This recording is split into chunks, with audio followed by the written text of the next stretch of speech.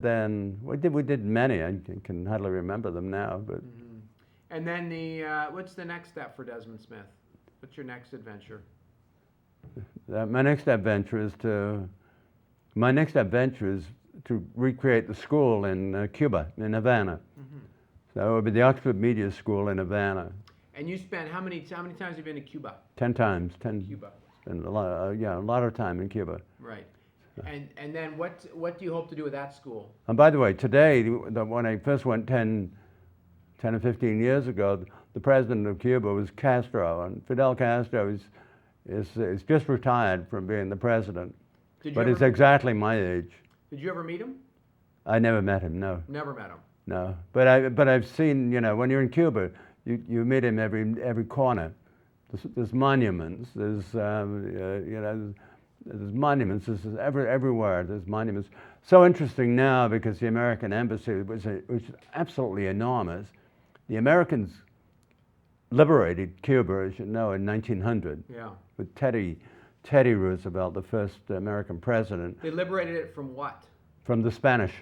It was controlled and dominated by Spain, and Teddy Roosevelt basically kicked them out, and he came with his own set of horses. The Rough Riders. The Rough Riders.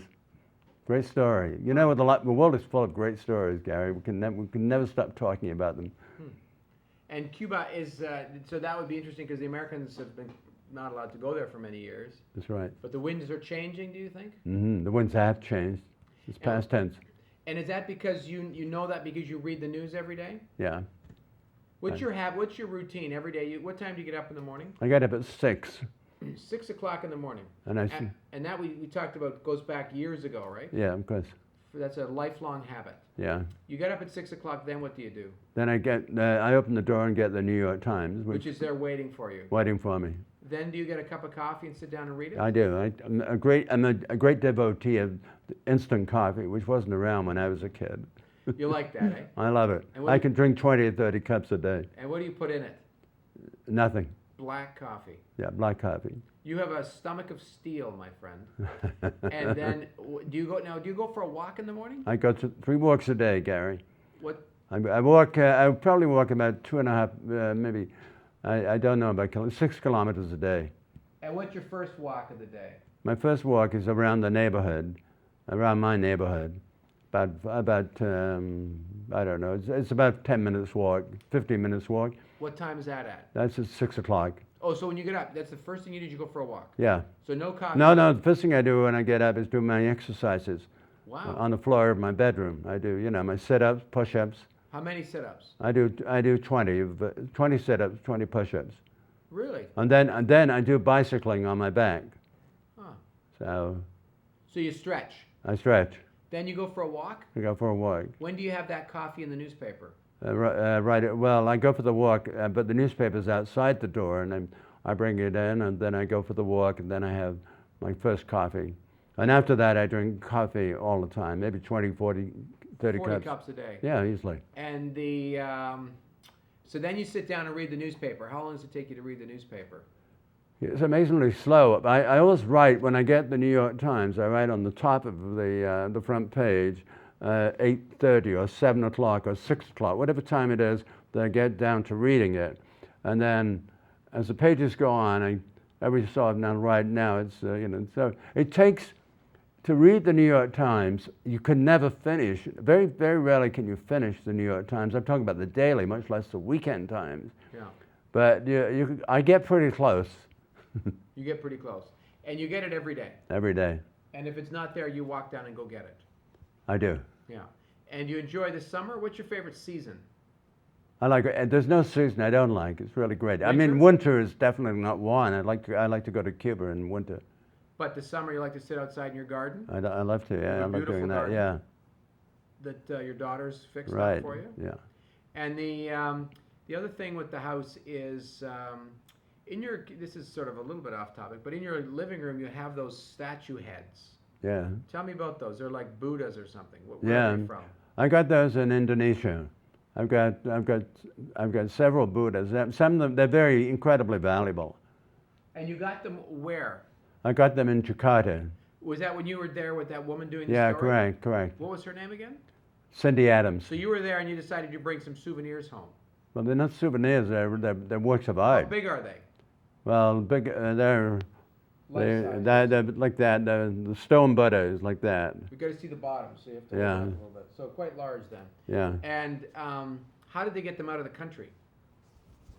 I bought suitcases and packed them well. And that was And, that's all you needed to do? yeah, in those days, yeah. Must Nowadays you could not take any. You can if you go to Indonesia today or anywhere in the world where you want to buy something interesting. Chances are, first they will not let anything genuine out of the country, not at all. But you'll get a fake, a good copy, but Yeah. not the real thing. Now you told me you went into the jungle and picked up those ones yourself. Did you know? I did. Right, and then your Yeah. buddy brought them back in his Volkswagen or something? Yes, that's right. That's correct. Yeah. So you drove out into the jungle. He knew where there was. How were they? Just an old temple? You know what happens, and there's a great in places like Indonesia, there's a great deal of grave robbing, and because people are buried with all their finery and so on, and Buddhas, real Buddhas, would be museums today. There's very little trade in the genuine article. There's a huge trade in phony Buddhas.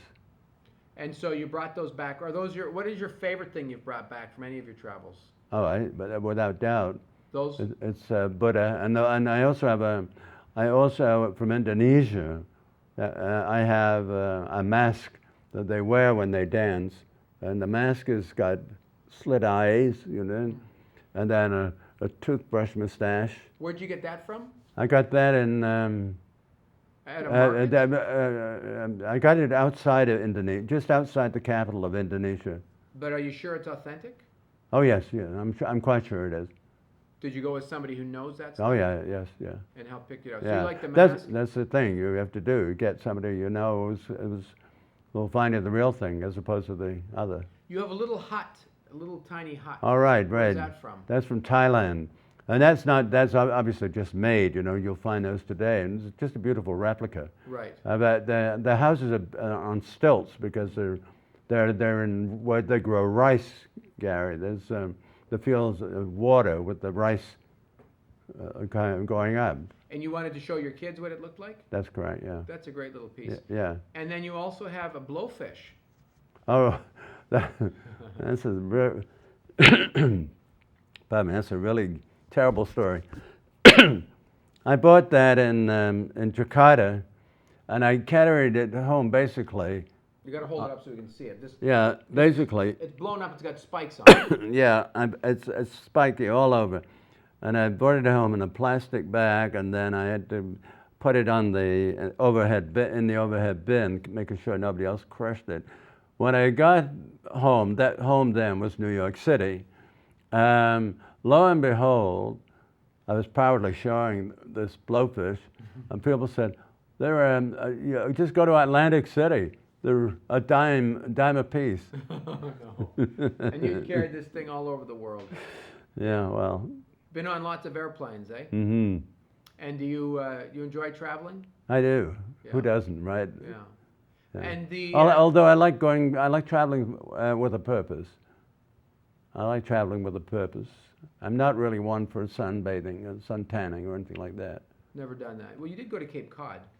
I did, yeah, that's true. And is that sunbathing and swimming? I don't swim, but I paddle. You paddle. I've never learned to swim, but Did you ever take a boat? You did. You took a boat across the Atlantic, right? Is that, many times. Boat travel is just great. Really? Boat travel is the most beautiful form of travel I know. Huh. Because? Well, first you get endless food, and it's you don't have to make it yourself, and it's gorgeous food. I've been steerage and I've been first class. Wow. It's absolutely the best way. When did you go first class? When I had money, when I was working, and when I was with the American networks. They paid for first class. I know I paid for my own first class. They don't pay you to travel on a streamliner.